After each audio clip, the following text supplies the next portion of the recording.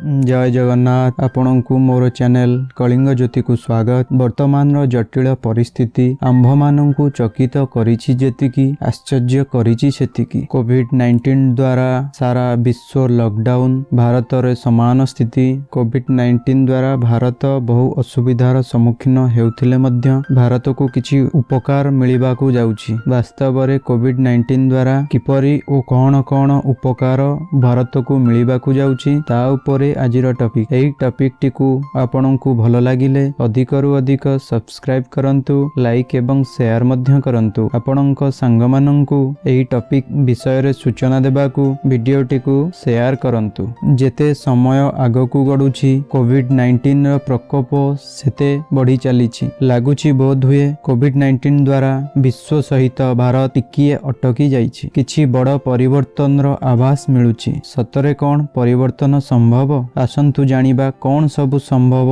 हेबाकू जाउछि। 1 number परिवेश रे परिवर्तन। बहुत दिन धरी भारत रे लॉकडाउन रहिबा द्वारा इंडस्ट्रीज, गाड़ी चलना, विमान चलना इत्यादि बंद होई जाइछि, जहा द्वारा वायुमंडल और परिवेश रे व्यापक परिवर्तन आसीछि। नदी गुड़िकरू आवर्जना ह्रास पाइबारे लागिछि। 2 नंबर भारत मेडिकल व्यवस्था को व्यापक करि पारिछि। 3 नंबर भारत सरकार और राज्य सरकार मानक सहित संपर्क सुदृढ़ हेबारे लागिछि। 4 नंबर लॉकडाउन हेतु गाड़ी चलाचल बंद अछि, सेथिपई दुर्घटना जनित मृत्यु को रोका जाई पारिछि। 5 नंबर लॉकडाउन द्वारा क्राइम रो मात्रा को कमाई दिया जाई पारिछि। 6 नंबर डिजिटाइजेशन माध्यम रे शिक्षा, वाणिज्य, व्यवसाय, बिल पैठ आदि को घरे बसी करा जाई पारुछि। 7 नंबर पेट्रोल डीजेल परी जाळेनी रो अपचय को रोका जाई पारिछि। 8 नंबर विशेष करी समय रो सदुपयोग करिबा कोरोना भाइरस सिखाइछि। 9 नंबर